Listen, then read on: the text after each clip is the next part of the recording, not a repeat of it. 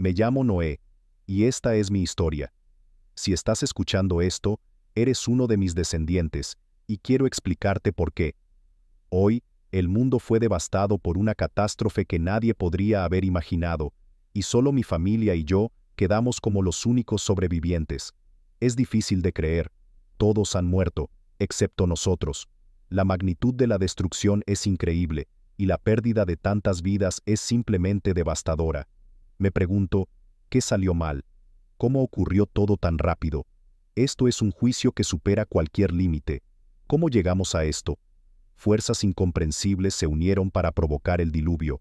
La serie de eventos que condujo a esta gran inundación comenzó con la creación de los hijos de Dios, incluso antes de que existiera el mundo. Se dice que estos hijos de Dios poseían poderes sobrenaturales y eran considerados seres divinos. Sin embargo, uno de ellos se rebeló contra Dios y se convirtió en un ser caído, desencadenando el desastre que seguiría. El cielo, su hogar eterno, ahora era un lugar del que habían sido expulsados. ¿Qué causó todo esto? Los ángeles son seres celestiales, creados para vivir en el cielo junto a Dios, adorándolo y cumpliendo sus órdenes. Su propósito es glorificar a Dios y actuar como mensajeros entre Él y nosotros. A diferencia de los humanos, destinados a la tierra, los ángeles fueron creados para permanecer en el cielo. Sin embargo, estos seres decidieron abandonar su origen celestial, alejándose de su propósito inicial y entrando en nuestro mundo con intenciones propias. Su historia comenzó en el jardín del Edén, un paraíso donde Adán y Eva vivían en paz. Fue allí donde Satanás lanzó su primer ataque contra la autoridad de Dios en la tierra. Adán y Eva cayeron y fueron maldecidos, y esa maldición aún afecta a mi familia hasta el día de hoy. Vivimos bajo esa carga. El trabajo en la tierra es duro. Maldita será la tierra por tu causa. Con dolor comerás de ella todos los días de tu vida. Te dará espinos y cardos, y comerás plantas del campo. Con el sudor de tu rostro comerás tu pan, hasta que regreses al suelo, pues de él fuiste tomado, porque eres polvo, y al polvo regresarás. Desde entonces, mis antepasados y yo hemos tenido que esforzarnos cada día para sobrevivir. Dios estaba decepcionado por la desobediencia de Adán y Eva. Ya no podían quedarse en el jardín del Edén. Al haber comido el fruto prohibido, cometieron un error grave. Como consecuencia, Dios, lleno de desilusión, decidió expulsarlos del paraíso sereno que alguna vez llamaron hogar. Adán y Eva formaron una familia, teniendo hijos e hijas, entre ellos Caín y Abel. Con el tiempo, sus hijos crecieron, tomaron esposas y formaron sus propias familias, y así comenzó a expandirse la humanidad. Caín, en un momento oscuro, mató a su hermano Abel, iniciando una descendencia cargada de maldad que no buscaba a Dios. Pero Eva dio a luz a Set, mi antepasado, y a través de él surgió una nueva línea piadosa. La humanidad se dividió en dos caminos, la línea de Caín y la de Set. A medida que la población aumentaba, también lo hacía el pecado, y las personas empezaron a tratarse con crueldad, recurriendo al engaño, el robo e incluso el asesinato. En ese entonces, la gente era bendecida con vidas muy largas, llegando a vivir cientos de años. Era una era distinta, un tiempo en el que la humanidad estaba aún cerca de sus orígenes, y el mundo era joven y fresco. Adán, el primer hombre, vivió 930 años. Sí, lo escuchaste bien, 9 siglos de vida. Tuvo hijos que también disfrutaron de vidas extraordinariamente largas. Su hijo Set vivió 912 años, y el hijo de Set, Enós, alcanzó los 905 años. Con el paso de las generaciones, cada hombre enseñaba a sus hijos los caminos de la tierra, cómo cultivarla, cómo cuidar a los animales, y también cómo conectarse con Dios. Esta línea de personas era especial. Llevaban dentro de sí la semilla de la primera unión de la humanidad con ángeles caídos. A pesar de sus vidas largas y su profunda sabiduría, estos primeros pueblos no escapaban de los problemas comunes de la humanidad, como los celos, la ira e incluso la violencia. Sin embargo, había un hombre, mi bisabuelo, llamado Enoc, que fue único. Enoc es el hombre que nunca murió. Según la historia de mi familia, él tenía una profunda y sincera devoción por el amor de Dios, la cual demostró con lealtad inquebrantable y una pasión fervorosa. Esta devoción lo convirtió en un canal para el poder divino, siendo bendecido con manifestaciones grandiosas de ese poder durante toda su vida. Sorprendentemente, la fe de mi bisabuelo era tan fuerte que podía profetizar eventos futuros con asombrosa precisión. De hecho, incluso habló sobre el juicio venidero de Dios contra la humanidad, mucho antes de que ocurriera. Enoc siempre profetizaba sobre lo que vendría, una visión adelantada que dejó huella en todos quienes lo conocían. Cuando Enoc cumplió 65 años, se convirtió en el padre de Matusalén, mi abuelo. El nombre de Matusalén ya parecía anunciar algo, pues su significado era cuando él muera, esto sucederá. Con el tiempo, nacieron comunidades formadas por tribus y clanes, cada una reconociendo su ascendencia en uno de los patriarcas originales. Estas comunidades se aventuraban a descubrir nuevas tierras, buscando lugares que pudieran llamar hogar. A medida que la gente aumentaba, sus deseos y necesidades también crecían. Las ocupaciones tradicionales, como la cría de ganado y la agricultura, ya no alcanzaban para satisfacer las demandas de todos, y comenzaron a buscar nuevos caminos. Las familias se expandieron, dando lugar a tribus, y las personas empezaron a tomar roles distintos, convirtiéndose en artesanos, sabios y estudiosos. Estos cambios marcaron el inicio de una civilización en evolución, donde cada persona contribuía con sus talentos y capacidades a la vida en comunidad. Aquí estamos ahora, 10 generaciones desde Adán. La vida sigue siendo desafiante, ya que la tierra permanece endurecida desde la maldición impuesta a Adán. Hoy en día, los hombres enfrentan dificultades cada vez mayores para obtener alimentos y asegurar el bienestar de sus familias. Mi padre, Lamec, vivió 182 años antes de tenerme. Me llamó Noé, diciendo que yo sería quien traería consuelo y alivio a nuestro pueblo, que trabaja y sufre a causa de la maldición sobre la tierra. Este es mi propósito. Nací para aliviar el dolor de los demás. El mundo en el que crecí es oscuro y caótico. Los Nefilim, seres poderosos, invadieron el mundo. Estos Nefilim eran distintos a las personas comunes. Eran más fuertes, más grandes, y su presencia solo aumentó el caos en el mundo. Admirados, temidos e incluso venerados, ellos alejaron a muchos del Dios que los creó. Su fuerza y su fama los volvieron objetos de fascinación, pero también contribuyeron al desorden y al pecado creciente. Legiones malignas comenzaron a infiltrarse en la humanidad. A medida que los humanos se multiplicaban y nacían hijas, los hijos de Dios vieron la belleza de las mujeres humanas y se unieron a ellas, eligiendo con quién casarse. Pero, ¿quiénes eran estos hijos de Dios? Como mencioné antes, eran ángeles caídos. Estos ángeles rebeldes descendieron a la tierra y dieron origen a los Nefilim, también conocidos como gigantes. Con su presencia, los caídos corrompieron el mundo entero.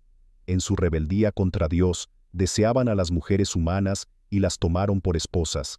En aquellos días, también habitaban gigantes en la tierra. Eran el fruto antinatural de la unión entre los hijos de Dios y las hijas de los hombres. Así nacieron los famosos y poderosos hombres de antaño. Este es el mundo en el que vivo, un mundo de gigantes y nefilim, un mundo marcado por la maldad. Entonces, el Señor observó la gran perversidad del hombre sobre la tierra y notó que cada pensamiento de su corazón estaba dirigido al mal, continuamente. La tierra no era un lugar de paz ni de bondad, sino un lugar lleno de pecado, violencia y corrupción moral. Imagina un mundo oscuro, donde las personas están dominadas por deseos insaciables, persiguiendo solo sus propios intereses sin pensar en los demás. La honestidad, la integridad y la bondad son conceptos poco valorados e incluso mal interpretados. En su lugar, el engaño y la manipulación se han vuelto la norma para lograr lo que quieren. La sociedad está atrapada en una mentalidad de cada uno por sí mismo, donde todos luchan solo por sus propios fines, y el egoísmo y la maldad desgarran el tejido mismo de la comunidad. En este ambiente, las familias no son refugios de amor y apoyo, sino campos de conflicto, donde el engaño y la traición son comunes. Los vecinos no se cuidan entre sí, sino que buscan aprovecharse unos de otros. Los gobiernos, en vez de ser instituciones de justicia, se han convertido en sistemas de opresión, donde los fuertes dominan a los débiles sin misericordia. Fue en este contexto que Dios contempló la maldad de la humanidad y su profundo declive espiritual y moral. Su corazón se llenó de tristeza al ver en lo que se había convertido la humanidad, la joya de su creación, que había perdido por completo el camino. En lugar de vivir en armonía unos con otros y con el mundo, las personas estaban dominadas por la violencia, la maldad y el engaño. Dios miró a su creación y sintió una tristeza inmensa. Era una tristeza divina, un dolor tan profundo que sobrepasaba toda comprensión humana. Imagina el dolor de un padre viendo cómo su hijo se desvía por un camino oscuro, pero multiplicado infinitamente. Y así, en su gran dolor, Dios tomó una decisión dolorosa. El Señor decidió destruir a la humanidad que había creado sobre la faz de la tierra, junto con los animales, las criaturas que se arrastran y las aves del cielo, porque le dolía profundamente ver la corrupción y el pecado en su creación. Dios estaba decepcionado de las acciones de aquellos a quienes Él mismo había formado, y no le quedó otra opción para sanar un mundo que se hundía en el caos. Su espíritu no contendría con el hombre para siempre. El juicio se acercaba. Sin embargo, encontré gracia a los ojos del Señor. Fui salvado por un acto de su soberanía divina. Cada pensamiento e intención del hombre estaba lleno de maldad, sin excepción. Esto lo dice todo. No había rincón en el corazón humano que no estuviera corrompido. El mundo era un lugar donde la población crecía a un ritmo alarmante. La perversión se había vuelto habitual.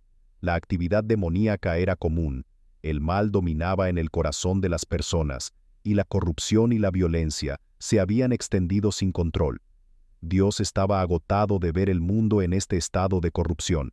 Entonces, volvió su mirada hacia mí. Yo era un hombre justo y diferente de los demás de mi generación.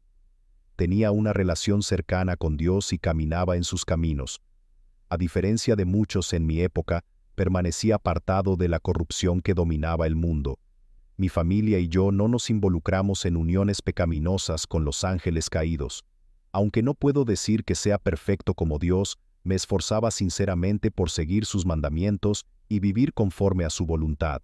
Mi familia y yo tratábamos de seguir el camino del Señor.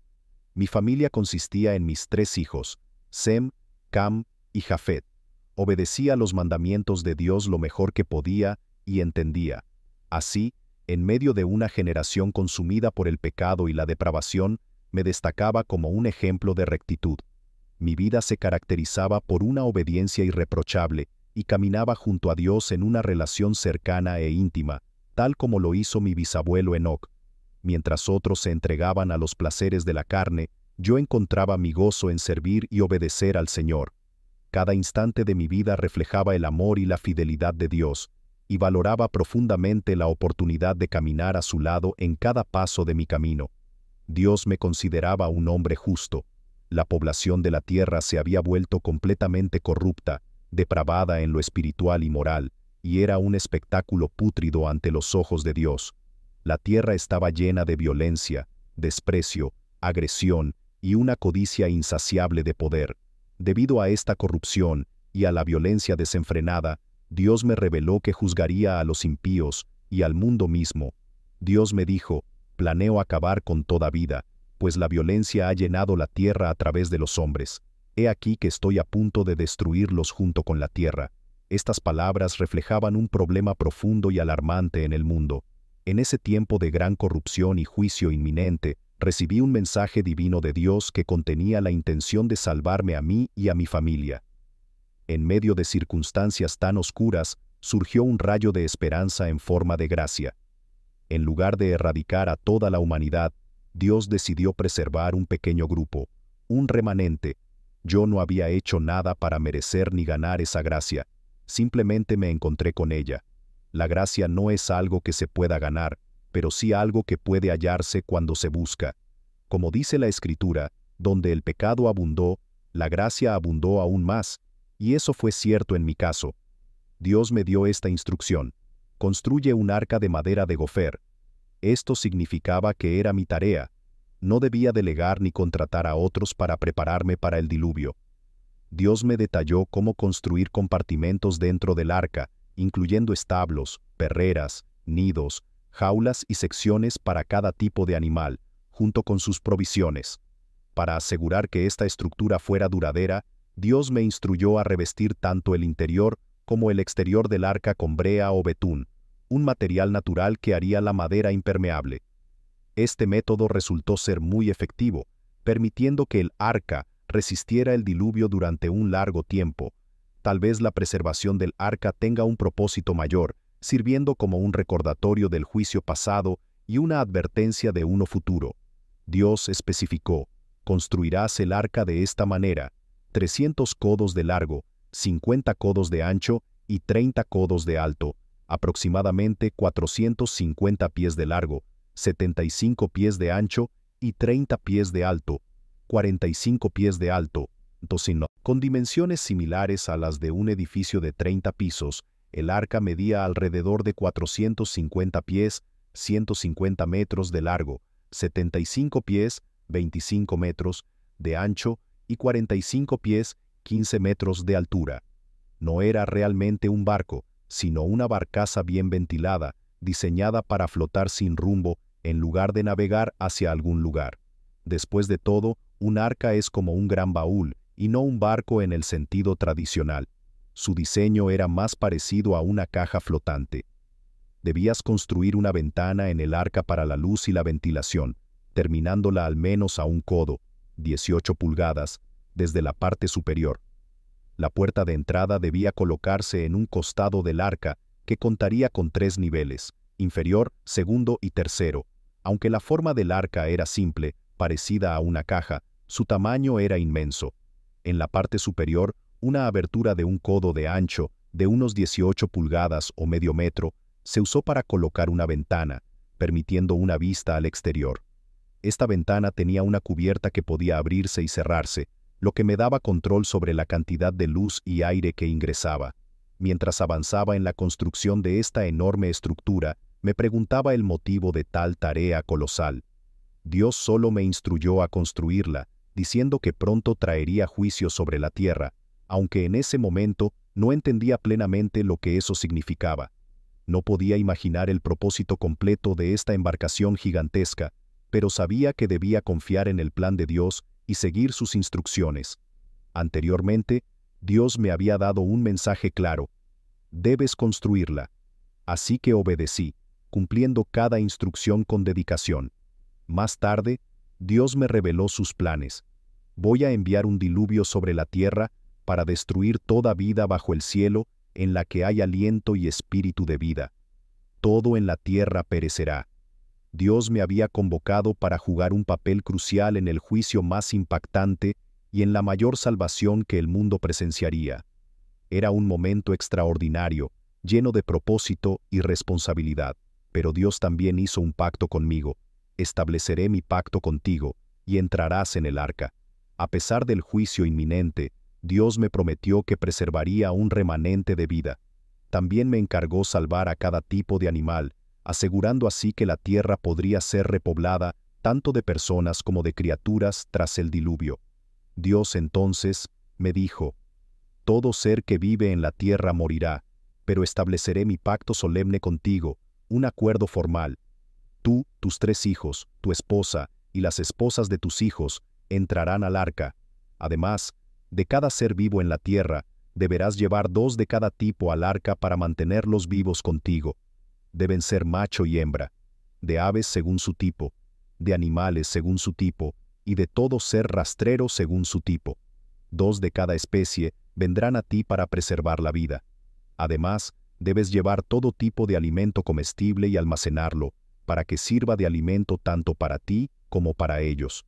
Dios también me instruyó a llevar suficiente comida para todos los animales y para mí. Esta embarcación sería el hogar de unos 35,000 pares de animales.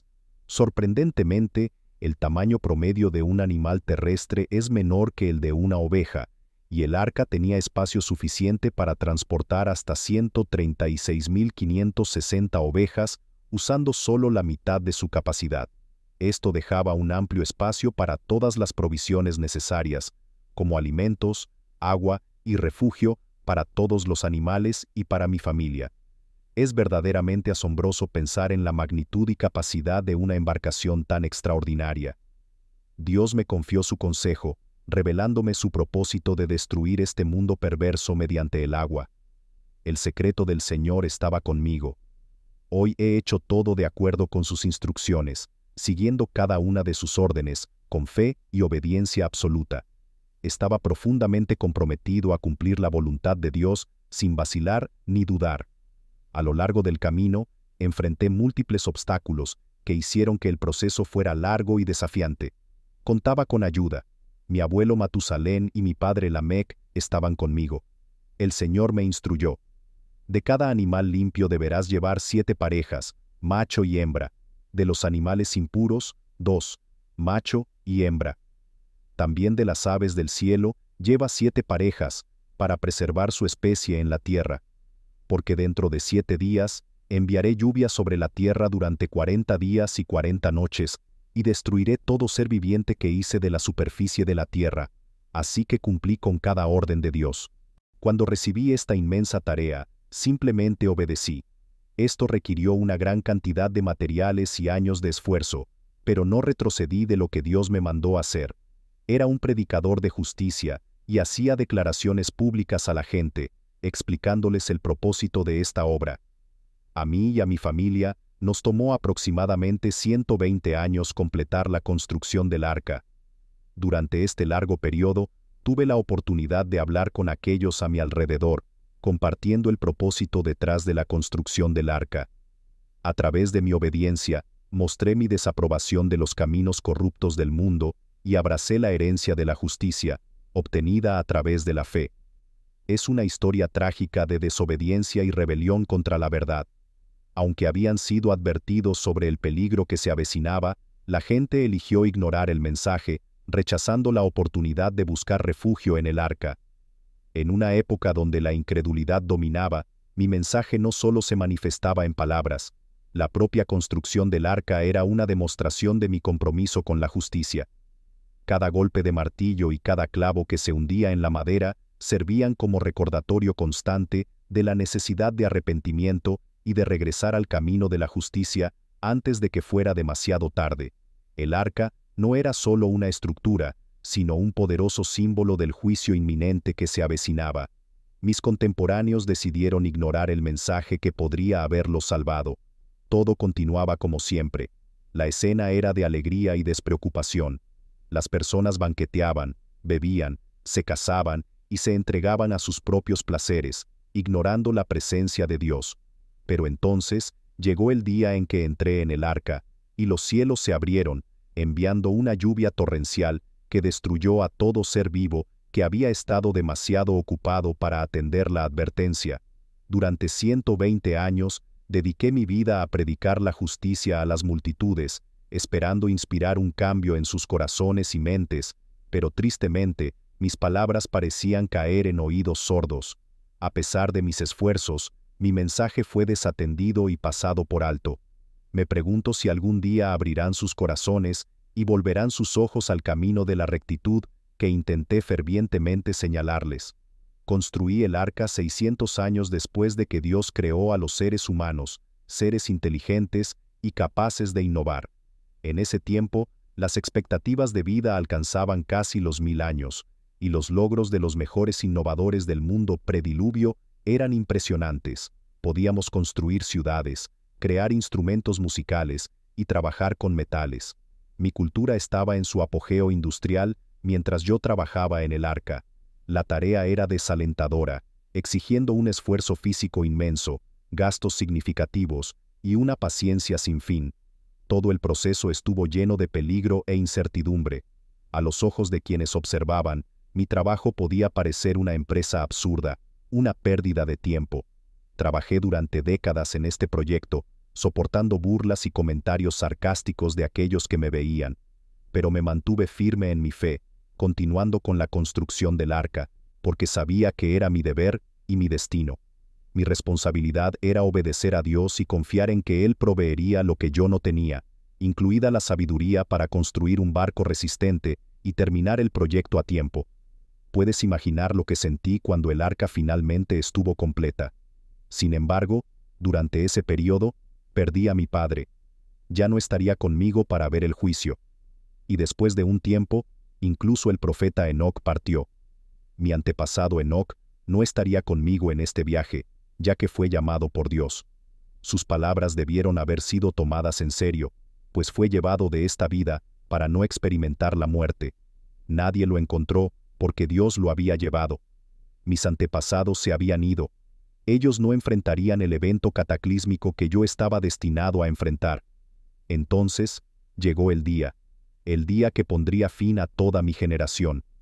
Hoy, la mayoría de aquellos con quienes crecí conocerían su destino final. Y el Señor me dijo: entra en el arca tú y toda tu familia, pues solo a ti he visto como justo, haciendo lo correcto delante de mí en esta generación.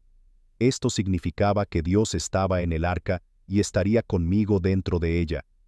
Él me llamó a entrar con Él, no solo a ir, implicando que Él mismo me recibiría a mí y a mi familia en el gran barco que sería nuestro refugio, mientras todos los demás en la tierra serían tragados por las aguas. Fue un momento único, uno que jamás olvidaría. Cuando entré al arca, rodeado por los animales y la presencia de Dios, solo mi familia estaba conmigo. ¿Sabes lo que se siente perder a todos aquellos que conociste desde niño? Hice todo lo posible, los advertí por años, pero hoy perdería a todos menos a mi familia cercana. Hoy sería el juicio para todos los demás. A mi alrededor, el aire se llenaba de los sonidos de miles de criaturas, cada una con su propio ruido particular. Después de años de trabajo intenso, finalmente terminamos. En algunos animales, Dios implantó un instinto migratorio increíble que los guió hacia el arca. Esta fue la colección de animales más grande y completa que jamás se haya reunido, y no fue por habilidad humana. Solo el poder divino podría haber logrado algo tan grandioso. De dos en dos, entraron en el arca. Dios no tiene problemas para hacer que los animales obedezcan su voluntad. Este momento era verdaderamente único. Mi padre ya no estaba para verlo. Había fallecido solo 5 años antes. Quizás Dios esperó a que Enoc, Matusalén y Lamec partieran de este mundo antes de traer el diluvio. Aquí estoy ahora, sin aquellos hombres de fe a mi lado. Dios incluso me dijo que yo era justo. En los años previos al diluvio, viví en activa obediencia. No solo creí en la advertencia de Dios, sino que también cumplí cada instrucción que me dio para prepararme. Cuando finalmente recibí el llamado para entrar en el arca, la gente me observaba y murmuraba. Cada vez que pasaban, escuchaba sus bromas sarcásticas, burlándose de el viejo loco Noé. Para ellos, era imposible que llegara un diluvio de agua. ¿Cómo podría ser? Y sin embargo, la Biblia dice que vino un diluvio. El Señor me encerró en el arca. La misma puerta que cerró a los de afuera también nos selló a nosotros por dentro. Las mismas aguas que destruyeron el mundo elevaron el arca hacia la seguridad. Yo tenía 600 años cuando las aguas del diluvio cubrieron toda la tierra. Mi esposa, mis hijos y sus esposas, junto a los animales, entramos al arca para escapar de las aguas. De cada especie de animal limpio y no limpio, de las aves y de todo ser que se arrastra, vinieron a mí, motivados por la voluntad de Dios, de dos en dos, macho y hembra, tal como Él había ordenado. Después de 7 días de espera, Dios liberó la lluvia, y las aguas del diluvio inundaron la tierra. En el año 600 de mi vida, el día 17 del segundo mes, todas las fuentes del gran abismo se rompieron, y las compuertas de los cielos se abrieron. Llovió sobre la tierra durante 40 días y 40 noches. Mi familia y yo, junto con los animales, esperamos en el arca durante 7 días, confiando en que la lluvia llegaría. Fue una auténtica prueba de fe, especialmente después de más de 100 años de preparación. Entonces, las ventanas del cielo se abrieron, y las fuentes del gran abismo se rompieron, haciendo que las aguas subieran desde las profundidades de la tierra y provocando grandes catástrofes geológicas. Llovió durante 40 días y 40 noches, un tiempo de prueba y purificación antes de entrar en el nuevo mundo que estaba por venir. Ese mismo día, mis hijos Sem, Cam y Jafet, junto con sus esposas, mi esposa y yo, entramos en el arca. Con nosotros entraron todos los animales según su especie, el ganado, los seres que se mueven y se arrastran en la tierra, y todas las aves de todas las clases. uno tras otro, de dos en dos, todos los seres en los que había aliento de vida entraron al arca, macho y hembra, tal como Dios me había ordenado. Luego, el Señor cerró la puerta detrás de nosotros. Todo se preparó exactamente como Dios había dicho. Todo estaba listo para el diluvio que traería sobre la tierra. No fui yo quien tuvo que cerrar la puerta a la salvación de nadie. Dios mismo la cerró. Es Dios quien decide cuándo dar la última oportunidad. Él mantuvo la puerta abierta hasta el último momento posible, pero llegó un punto en que tuvo que cerrarla. La puerta estaba abierta o cerrada, sin términos intermedios. Para mí y los que estábamos dentro, el arca era la salvación definitiva, pero para el resto del mundo representaba condenación. Aquellos que se quedaron fuera del arca ya no tendrían oportunidad de redención. Después de 120 años de advertencias, el Espíritu de Dios dejó de contender con la humanidad. Fuera de la puerta del arca, la muerte reinaría sin excepción, pero dentro de ella encontraríamos una tranquilidad absoluta, un refugio seguro en medio del juicio divino. El diluvio, esa gran tormenta de 40 días y noches, cubrió toda la tierra. Las aguas subieron, levantando el arca hasta que comenzó a flotar alto sobre la superficie. La fuerza de las aguas era inmensa, creciendo tan poderosamente que pronto todas las montañas bajo los cielos quedaron completamente sumergidas. Las aguas alcanzaron una altura de 15 codos por encima de las montañas más altas, cubriéndolas por completo. Cada ser viviente que se movía en la tierra pereció: aves, ganado, animales domésticos, animales salvajes, todo ser que se arrastraba, y toda la humanidad. Todo en la tierra seca, con el aliento de vida en sus narices, murió. Dios destruyó, borrando y eliminando todo ser vivo de la tierra, hombres, animales, criaturas que se arrastraban, y aves del cielo. Solo yo y los que estaban conmigo en el arca permanecimos vivos. Este fue un diluvio global. Es difícil imaginar la magnitud de la lluvia, cubriendo incluso las montañas. A pesar de las dudas y burlas de muchos, Dios cumplió su promesa, mostrando su fidelidad. Después de 120 años de advertencias, el diluvio no retrocedió durante 150 días, manteniendo su dominio sobre la tierra. A salvo en el arca, mientras el diluvio y el juicio cubrían la tierra, mi familia y yo permanecíamos seguros, cerrados y protegidos de la tormenta. Dios, en su misericordia, volvió su atención hacia nosotros. Se acordó de mí, de cada ser vivo y de todos los animales que estaban conmigo en el arca. En ese momento, Dios estaba a punto de hacer algo extraordinario en nuestras vidas. Envió un viento sobre la tierra, y las aguas comenzaron a disminuir. Aunque Dios nunca me olvidó y me sostuvo cada día en el arca, en ese momento sentí como si su atención activa se volviera nuevamente hacia mí. Habíamos estado en el arca durante muchos días, y en el momento oportuno, Dios se acordó de nosotros. Durante una catástrofe natural como un diluvio, es fácil sentirse pequeño y abrumado, pero no debemos olvidar que el Todopoderoso, quien creó el vasto universo y el mundo que habitamos, tiene el poder para calmar incluso las aguas más furiosas. Su sabiduría y poder son más allá de nuestro entendimiento, y Él es capaz de superar cualquier obstáculo, no importa cuán aterrador sea. La fuerza de la naturaleza puede parecer imponente, pero recuerda siempre, nada es imposible para el poder divino que gobierna sobre nuestro mundo. Conforme las aguas del diluvio retrocedían, el arca se asentó en el monte Ararat. Imagina este majestuoso lugar, una cadena de montañas cuya ladera norte y este se eleva desde la vasta planicie del río Aras, alcanzando los 3.300 metros sobre el nivel del mar.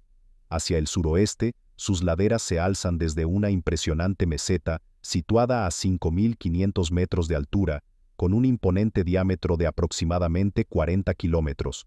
El monte Ararat es una maravilla natural, una vista capaz de asombrar a cualquiera con su belleza y grandeza. Este monte se convirtió en nuestro nuevo hogar, un símbolo de la humanidad renacida, nuestra propia versión del jardín de la creación. Los cielos habían rugido con truenos cuando las fuentes del abismo se rompieron, desatando un diluvio imparable sobre la tierra. Durante 150 días, la lluvia cayó sin cesar, amenazando con borrar toda la vida. Pero, milagrosamente, las aguas comenzaron a retirarse, revelando los contornos de un mundo perdido. Finalmente, el día 17 del séptimo mes, el arca encontró descanso en las majestuosas montañas de Ararat, un símbolo de esperanza en medio de la devastación. Con el paso de los días, las aguas siguieron retrocediendo, y el primer día del 10º mes, las cimas de las montañas emergieron a lo lejos, anunciando el retorno de la vida a la tierra. La implacable lluvia finalmente cesó, pero su poder, reflejo del control divino, seguía latente.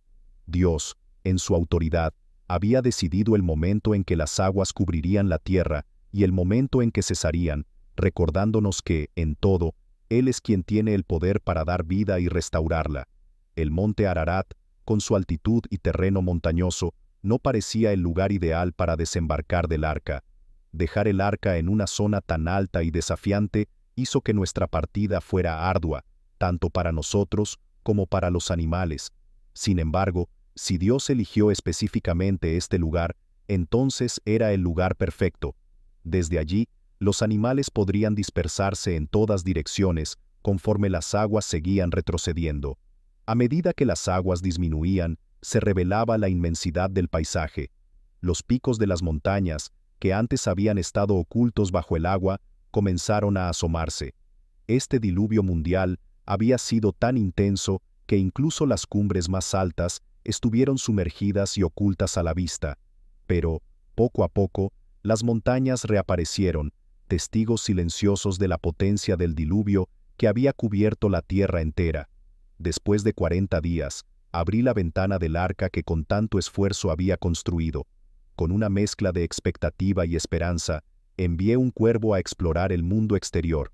El cuervo volaba de un lado a otro, batiendo sus alas sobre las aguas mientras éstas se secaban y la tierra volvía a exponerse.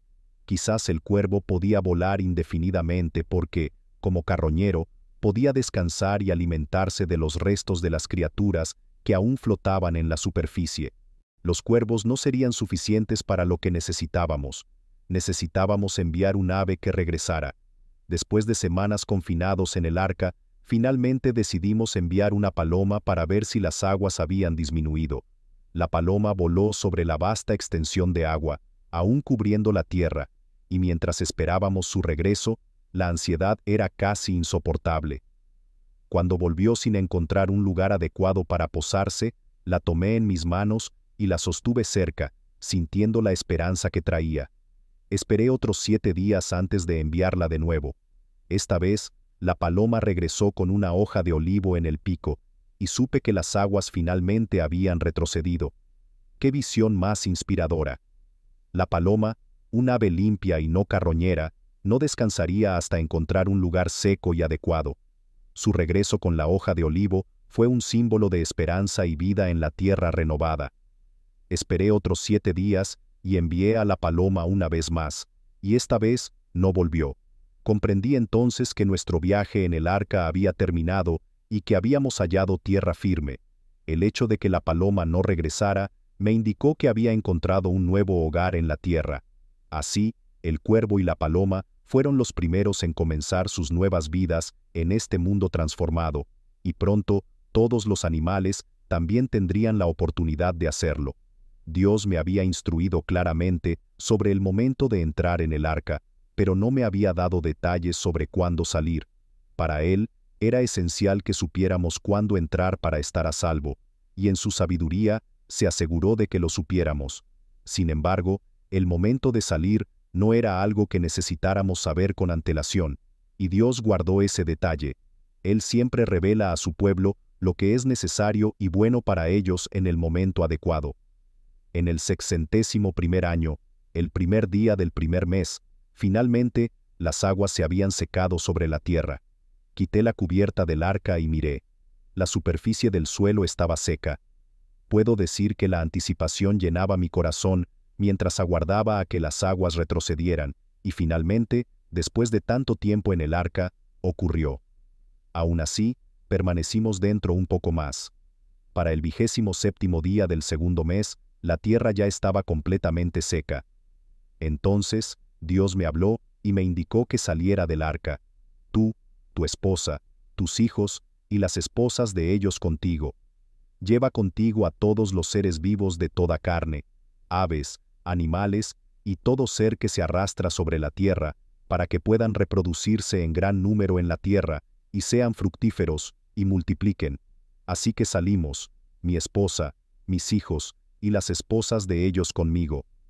Cada animal, cada criatura que se arrastra, cada ave, y todo lo que se mueve sobre la tierra, salió del arca en grupos y familias, según sus especies. Recuerdo que cuando la tormenta se desató, había entrado en el arca el día 17 del segundo mes de mi 60º año de vida. Durante un año entero, resistimos los mares tempestuosos, hasta que finalmente, en el segundo mes de mi 61º año, emergí del arca, triunfante y vivo. Fue un año de transformaciones profundas, pero sobreviví para contar esta historia. Imagina la tierra estallando de vida, con las criaturas del arca repoblando el planeta, trayendo de vuelta la vibrante diversidad que se había perdido. ¡Qué escena tan cautivadora! La tierra, renacida, volvía a llenarse de vida, y nosotros éramos testigos del nuevo comienzo. Al salir del arca, pisé el vasto y renovado mundo. Frente a mí se extendía una tierra nueva, abierta y libre para explorar. Con el corazón lleno de gratitud y en alianza con Dios, construí un altar magnífico para el Señor. Seleccioné cuidadosamente los animales y aves más puros y valiosos como ofrendas de sacrificio, y las llamas se alzaban al cielo mientras presentaba mis ofrendas con profunda reverencia hacia el Todopoderoso. Fue un momento impactante, una prueba de fe en la que sabía que debía hacer un sacrificio costoso para honrar a Dios. Con solo 7 de cada especie en el arca, el riesgo era alto. Estaba arriesgando mucho al ofrecer algunos de estos animales, pero sabía en mi corazón que los sacrificios que realmente nos cuestan son los que más agradan a Dios. Ese es el verdadero desafío, honrar a Dios no con cualquier cosa, sino con algo valioso, algo que signifique un sacrificio real. Dios sintió el aroma agradable, un olor suave y satisfactorio, y se dijo a sí mismo: «Nunca más maldeciré la tierra por causa del hombre, aunque la inclinación del corazón humano sea mala desde su juventud. Nunca más destruiré todo ser vivo como lo hice antes. Mientras la tierra permanezca, la siembra y la cosecha, el frío y el calor, el invierno y el verano, el día y la noche no cesarán». Este fue el pacto de Dios, un compromiso de que la tierra continuaría, y así, mi sacrificio se convirtió en el primer paso hacia una nueva relación entre Dios y la humanidad. La ofrenda generosa y sincera que presenté llenó a Dios de gran alegría, casi como si el delicioso aroma de la carne asada impregnara el aire, provocando un profundo sentimiento en el corazón de Dios. Estaba tan complacido que hizo una promesa impresionante, no solo para mí, sino para toda la humanidad. Dios prometió que nunca más destruiría toda la vida en la tierra con un diluvio de tal magnitud. Fue una promesa nacida de su misericordia, reconociendo que, aunque la inclinación del corazón humano es hacia el mal desde la juventud, había decidido perdonar a la humanidad de una catástrofe similar. Dios derramó sus bendiciones sobre mí y mis hijos, ordenándonos llenar la tierra con nuestros descendientes y proseguir con su obra. También dijo: «El temor y el respeto de ustedes estarán sobre cada bestia de la tierra, cada ave del cielo, todo lo que se mueve sobre la tierra y todos los peces del mar. Les entrego todo esto en sus manos. Todo lo que se mueve y tiene vida será alimento para ustedes, así como di las plantas verdes, les doy esto. Pero no deben comer carne con su vida, es decir, con su sangre». Este mundo que me rodeaba era completamente nuevo, un lugar desconocido, lleno de posibilidades. Dios me daba un mandato renovado, un nuevo comienzo, como el que dio a Adán. «Son fructíferos, multiplíquense y llenen la tierra, sometiéndola. Dominen sobre los peces, las aves y todos los seres vivos que se mueven sobre la tierra». Así como Adán recibió instrucciones para alimentarse de las plantas, yo recibí ahora permiso para comer animales. En aquel entonces, Dios le había dicho a Adán: «He aquí, te he dado todas las plantas con semillas sobre la faz de la tierra y todos los árboles con fruto. Eso será tu alimento». Ahora, sin embargo, recibí una indicación adicional. permitiéndome el uso de animales como sustento. Este era un nuevo comienzo, lleno de oportunidades y con una responsabilidad renovada. Dios también me ordenó que, si matábamos y comíamos animales, debíamos respetar la sangre. La sangre es vital, es la esencia de la vida, y por eso merece el mayor respeto, ya sea de un animal o de un humano. Representa el corazón mismo de la existencia. Cuando derramamos sangre, estamos quitando una vida. No es cuestión de superstición ni misticismo, se trata de reconocer lo sagrado de toda vida. Algunos solían beber sangre, pero ese no era el camino que el Señor quería. El Señor dijo: «Sin duda pediré cuentas por la sangre de cada uno. De cada animal lo exigiré, y de la mano del hombre, de la mano de cada uno de sus hermanos, pediré la vida del hombre. Quien derrame la sangre de un hombre, por el hombre su sangre será derramada, porque a imagen de Dios fue creado el hombre. Y en cuanto a ustedes, sean fecundos y multiplíquense, llenen la tierra y multiplíquense en ella». Según el mandato de Dios, si se derramaba la sangre de alguien, debía investigarse. Esto es porque Dios creó al hombre a su propia imagen, y por eso la vida humana es valiosa y no puede ser quitada sin rendir cuentas ante Él. Las palabras «por el hombre su sangre será derramada» tienen un mensaje poderoso. Nos recuerdan que la vida es preciosa y debe protegerse a toda costa. Cuando se comete un crimen terrible, como el asesinato, Dios dice que el culpable merece la pena máxima, la pena de muerte. El mandato de Dios fue claro y firme, incluso exige un ajuste de cuentas por la vida humana de parte de cada animal. Dios no tolera el asesinato de ninguna forma. Reiteró: «Son fecundos y multiplíquense». Esta orden fue repetida para enfatizar su importancia, ya que la situación era crucial. Nuestro planeta necesitaba ser repoblado, y nosotros éramos los únicos que aseguraríamos la continuidad de nuestra especie. Dios estableció un pacto no solo conmigo y mi familia, sino también con toda la creación. Me habló a mí y a mis hijos diciendo: «Ahora, estoy estableciendo mi pacto, un acuerdo solemne y vinculante, con ustedes, sus descendientes, y con cada criatura viviente que está con ustedes, aves, ganado y animales salvajes que salieron del arca. Nunca más toda carne será destruida por las aguas de un diluvio, ni nunca más habrá un diluvio para arrasar la tierra». Dios prometió que nunca volvería a destruir el mundo con un diluvio. Fue una repetición y aclaración de su pacto, un compromiso de que las mismas condiciones malvadas que existieron en el mundo prediluviano nunca serían replicadas de la misma forma.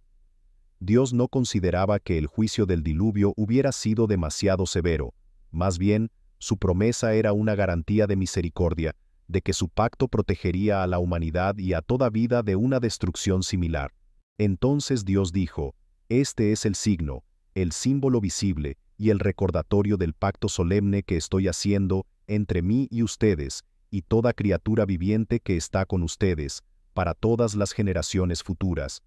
Pongo mi arco iris en las nubes, y será un signo del pacto entre mí y la tierra. Cuando traiga nubes sobre la tierra, el arco iris aparecerá en las nubes, y recordaré mi pacto con ustedes y con cada criatura viviente. Nunca más las aguas se convertirán en un diluvio para destruir toda carne. Cuando el arco iris esté en las nubes y lo mire, recordaré el pacto eterno entre Dios y cada criatura viviente de toda carne en la tierra». Dios me dijo: «Este arco iris es el signo del pacto, la promesa solemne y el acuerdo vinculante que establecí entre mí y todas las criaturas vivientes de la tierra». Imagina eso, un pacto increíble, no solo entre Dios y la humanidad, sino también entre Dios y cada criatura viviente que camina, se arrastra, vuela o nada en este planeta. La promesa se extendió incluso a la misma tierra. Debido a que el ciclo del agua cambió tras el diluvio, este podría ser el primer surgimiento de un arco iris en el cielo. Dios usó el arco iris como un recordatorio visible para mí y todas las generaciones futuras de su fidelidad y de que Él mantendría su pacto, asegurándonos que nunca más la tierra sería destruida por un diluvio de tal magnitud. Y allí estaba, el primer arco iris. ¿Puedes imaginar ser testigo de ese primer arco iris que adornó nuestro planeta?